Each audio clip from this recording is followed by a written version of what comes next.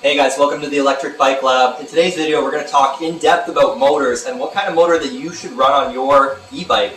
They got a lot of options. There's the hub motor, there's the mid-drive motor, and it can get a little confusing, front or back. So we're going to get deep into that. Let's get right to it.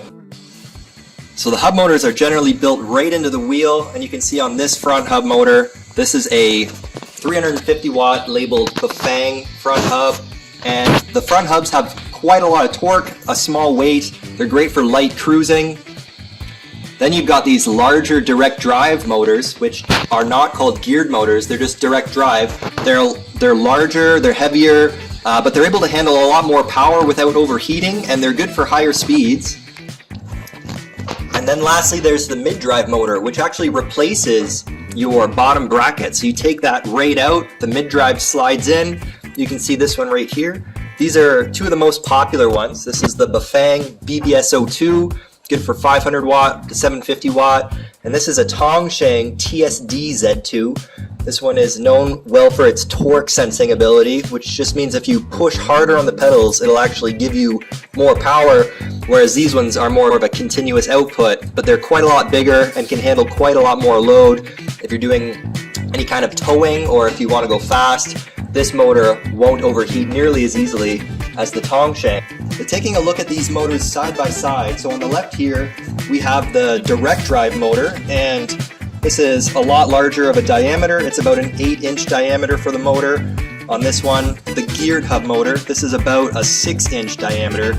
Now it's also quite a big difference in weight. So if we take a look at what this weighs with the cassette on it, we got our scale right here, and it weighs in right around 17 pounds, so maybe 16 pounds with the cassette off. And our geared hub motor with a tire on it, so that might make up for the cassette, it weighs in around 11.6 pounds. And put that into consideration, the Bafang ebike02 mid-drive motor weighs about 9.4 pounds, and the Tongsheng, which is the lightest of the bunch, about 8.4 pounds. So a quick summary before we dive in deep. These geared hub motors, they're good for light riding, say if you want to do a beach boardwalk, little hills, you're not moving too fast, you're not going to get the motor too hot. These are nice, they're light, they're very easy to install, they're relatively inexpensive. Then you get the the direct drive motor, much bigger. This is great if you are commuting and you have to make quite a trip into town and you want to be able to go fast, really dependent on your throttle. These can handle, this is a 1,000 watt motor, and it can handle that continuously if you're going pretty quick, whereas the geared motor would definitely overheat. And then lastly, you got your mid-drive motor. These are the most expensive. Unfortunately, there's only a few companies making them, but these are great because they utilize your drive line, all of your gears, so you're able to climb really, really crazy hills in that mountain climber gear, and they're generally the most efficient because you're able to stay within the efficiency range of the motor. A little harder to install because you have to remove your bottom bracket, and you have to kind of, if there's cables underneath, you have to find your way around them, but these are becoming really popular and found on a lot of the e-bikes that are sold today because they're just so versatile. Okay, so a little deeper dive into the geared hub motor. So why do they call it a geared hub motor? Well, it's actually because inside there are gears that are spinning. So it actually has a planetary drive that's going on inside the motor. We take a look, that's the cover off. This is an older motor. But you can see there are these plastic gears inside. And what these do is they allow the motor itself to spin much faster than the wheel is spinning, and that causes a torque reduction. So you have much higher torque for the motor. It's able to spin much faster, but the wheel itself still spins slow, so it's able to climb hills much easier. And what's also cool about these is that they have a freewheeling mechanism. So if you look, I'm spinning the motor right now in its freewheeling form. If I spin it forward, which is the way that the motor would drive, then the whole motor, all the windings inside are moving. But as soon as you spin it backwards, it freewheels. And it's the same concept as a freewheel on your gears, this just basically reduces the drag when you're not using electric power. And this is nice because people can sometimes experience some drag with the direct drive motors when you run out of electricity, when you run out of battery juice, because there's magnetic resistance going on. The magnets are passing the windings, and you can feel it's almost like a cogging, and it adds a little bit of resistance. It's not that much. It's sort of like having low pressure in your tires, but it's definitely there. So that does not happen with a geared hub motor because it's able to freewheel. Now the downside to that is that it's not able to do regenerative braking. So some motors, especially the direct drive motors, are able to have regenerative braking, which is when the brakes are applied, the motor turns into a generator and it's able to push energy back into the battery. Now, it's not possible on this unless you were to weld this clutch shut, in which case the freewheel would no longer work anymore, but that's a little bit tedious and it's not really what anybody wants to do. Another thing about these motors is that, yes, they do have a clutch and they have these plastic gears which can wear out, so it's a little bit of a reliability thing. Normally these last for quite a long time, but because there are more moving parts, there is more complexity to them, there are more points of failure, so that's something to keep in mind. The direct drive motors, they don't have any of this. This is all gone. It's just a larger version of this inside of that casing, and so there's fewer things that can fail, fewer things that can go wrong. Yet, obviously, this is nice, has the lighter weight, high torque, so those are some things to consider. So a deeper dive into the direct drive hub motors. Now, these are much larger, and so what this means is it has much more copper mass inside. The copper mass is able to absorb a lot more heat, so these are able to take a lot more power before overheating, whereas on the geared hub motors, if you push too much power through them, you're going to touch that outer shell and it's going to burn. It's going to be very, very hot, and inside it's going to be starting to melt well before the direct drive would. So direct drives are really good for being able to sustain higher power loads. Unfortunately, they don't have as much torque. They don't have that built-in gear reduction system that the geared motors have. But when you're cruising at a high speed and you're not really needing as much torque, you're just trying to cruise at, say, 32 kilometers per hour, 40 kilometers per hour and maintain it. There's not a lot of torque that's required. It's power that's required. That's where these really shine. For climbing hills, this is going to be less efficient, of course, because it doesn't quite have that torque. So you might notice it drains your battery a little bit more if you have hills in your commute. So with hills and these are a little bit more efficient. Of course, the mid-drive is going to be the most efficient if you have a lot of hills in your commute. Another thing that might not be quite as well known with the direct drive hub motors is that, yes, they can do regenerative braking because they can go both forward and backwards, forward powering the bike, reverse allowing brakes and pushing energy back into the battery. But these are also pretty cool because you can modify them pretty easily and be able to drastically increase their cooling capacity or their ability to cool down. So there's a product called Statorade. Now Statorade is made by Grin Technologies out in Vancouver, BC. And Statorade is basically a magnetic fluid that will connect to the magnets inside. Now normally you have your rotor and you have your magnets, as you can see from our open geared hub motor. There's a tiny gap between the magnets and the rotor, and normally that's just filled with air, and air is not a great transfer medium for heat, but fluid is, like water. That's why water-cooled engines have replaced air-cooled engines. So this is really neat because it's a magnetic fluid, so it sticks to the magnets, it doesn't leak out, it stays in place, and it causes the heat that's coming from inside the motor to have a fluid medium to be able to travel out to the outer casing, which is aluminum, which is what is going to be shedding all of your heat. So this is a really neat product. It's really popular for people that want to hot rod their motors, or if you want to think about that in the future, you can get a lot more performance out of direct drive hub motor. Figures that I've seen are about 50 to 100% increase in cooling capacity, or the ability to run 50 to 100% more current. So it's pretty staggering, pretty big difference. And you can also add something else called heat sinks, or hub sinks, which are aluminum ribs that connect all the way across the shell, and it basically is like aluminum fingers that allow to, again, increase the cooling capacity of the motor. So you can get a motor like this, a 1,000-watt motor, and with the right amount of Statorade and hub sinks, you can run 2,000, some people run 3,000 watts out of them without overheating them, which is pretty cool for a fairly low-cost, high-performance setup.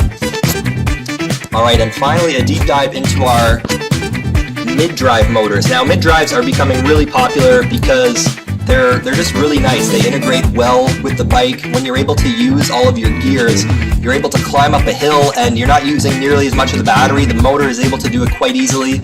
A couple of things though with mid-drives, they are definitely more expensive. So a unit like this is usually about twice the cost of a hub motor. But they are nice. They're clean. The controller is usually built into the motor itself. But what you'll notice is that when you're operating the bike, of course, your chain is going to be spinning. Now, basically, if you break your chain, then you're not going to be able to ride the bike anymore. Whereas if you break your chain on a hub motor, the hub motor is still going to be able to go. You sort of have two different propelling systems on a hub motor. Mid-drive, that's not quite the case, but that's okay. Mid-drives are still really nice. And they tend to be easier on battery. So often you can buy a mid-drive motor, and you can run a smaller battery and get about the same amount of range because they just are able to sip battery energy more because you're able to operate the motors more in their peak efficiency range if you're using the gears properly. And that's another thing, when you're shifting gears on a mid-drive motor, you really want to make sure that you're letting off of the throttle or letting off of the power because your gears are going to grind otherwise. Now they have sensors called gear sensors, gear shift sensors, which will go right onto your gear shift cable. So whenever it moves, the gear shift sensor will detect it and it will automatically cut power for a moment. And those work really well. But if you don't have one or if it malfunctions, sometimes they do malfunction, then you really have to think about what gear you're in all the time, and you have to think about letting off of the gas or the power when you're shifting. And you really want to make sure that you're in the right gear, because if you're in the gear that allows you to go the fastest at a standstill, you're going to overload the motor and you may fry the controller. That can happen. So you really want to make sure that you're in the right gear. You have to do a little bit more thinking on a mid-drive motor, but it does have more efficiency if you're willing to do that thinking. Now you might be thinking, which mid-drive motor, if I want a mid-drive motor, should I go for? Should I go for the torque sensing or should I go for the cadence sensing, which is where it just picks up when you're pedaling and it will give you a given output of power based on your selection. Normally you have levels 0 to 9 or 0 to 5, and 1 will give you a certain speed or amount of power, 2, 3, 4, they'll all be a fixed setting, whereas when it's torque sensing, if you pedal harder, it actually senses how much torque you're putting on the axle and it will give you more power. So it's a little bit more of a three-dimensional power curve that you're experiencing, and a lot of people really love the way that a torque sensing mid-drive feels, or any kind of torque sensing delivery, because it just feels more natural. It feels, when you pedal harder on a non-electric bike, obviously the bike is going to move faster, so it feels way more natural. It's a really nice experience. But if you look physically at the size of these, the Bafang is substantially larger and it's able to handle quite a lot more power before overheating. So the Tongshangs, they are labeled a 500 watt motor, but they can't really handle 500 watts even continuously, or they'll start to get warm.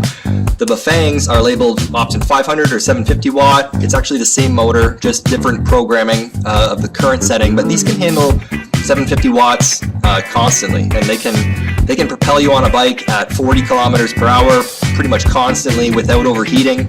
On a Tongshang, you have to pedal all the time. You can't really depend on throttle. If you depend on throttle, you're going to overheat the motor. That's also because the motor itself is kind of packed in there, and it's not well, it doesn't have a great heat sink. It doesn't have a great way to release its heat.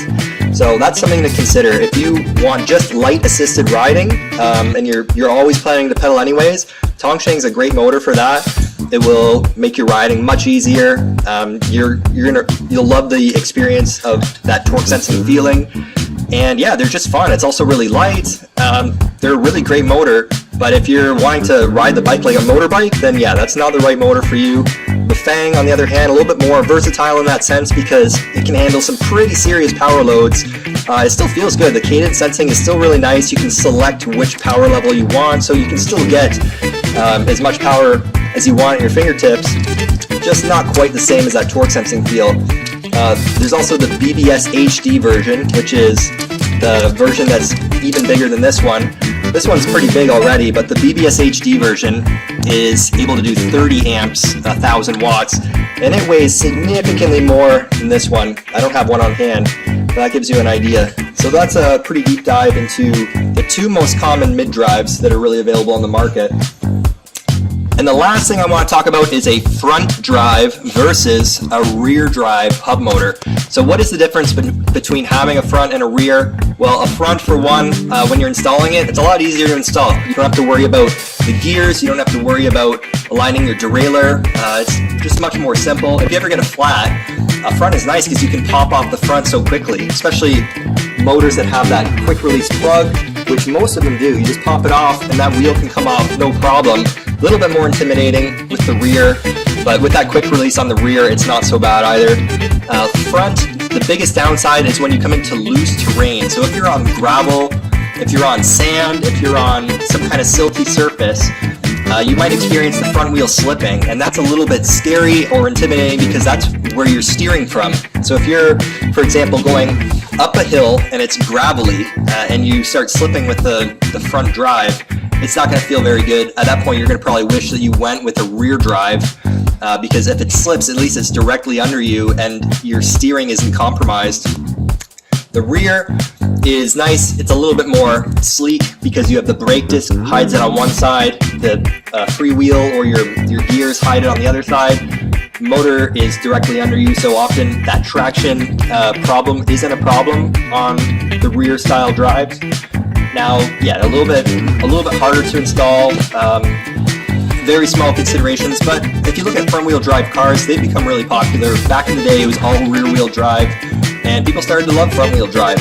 So it's really a matter of preference, but I would say if you want something that pops on quickly and easy to install, and you're mostly doing paved roads, you're mostly doing concrete, cement, where you're not worried about traction, front wheel's a pretty good way to go. But if you're going to be venturing off into the trails where it's a little dusty, sandy, gravelly, then the rear wheel is probably going to be the way for you. So one last comment about these rear direct drive motors and the regenerative braking is that regenerative braking only works if you have a controller that supports regenerative braking. And so it needs to be able to actually act as a generator. And if you do regenerative braking, you really need to make sure that you have a strong torque arm that's going to couple to the frame.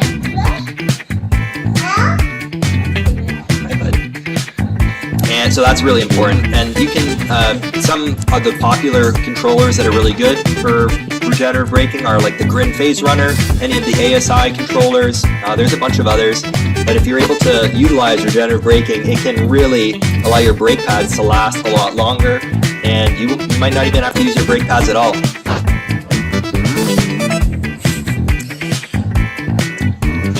So that's I'm a huge fan of the direct drive motors because of that regen capability. And if you have it mounted on your handlebar so that it's actually like a thumb throttle, regenerative thumb throttle, then you can modulate the amount of braking power that you have, which makes these setups really nice, but it's hard to find that kind of controller, at least at a reasonable price. Alright guys, well that's the end of this video, so I hope you liked it. If you did, please drop a comment, a like, subscribe, and did I miss anything? I tried to get everything in there that I could, but I might have missed something, so if I did, please drop a comment, and let me know what kind of e-bike motor are you going to run. Are you going to run the gear drive, the hub drive, direct drive hub motor, or the mid drive? And if so, why? Thanks a lot, and I'll see you guys in the next one. Take care.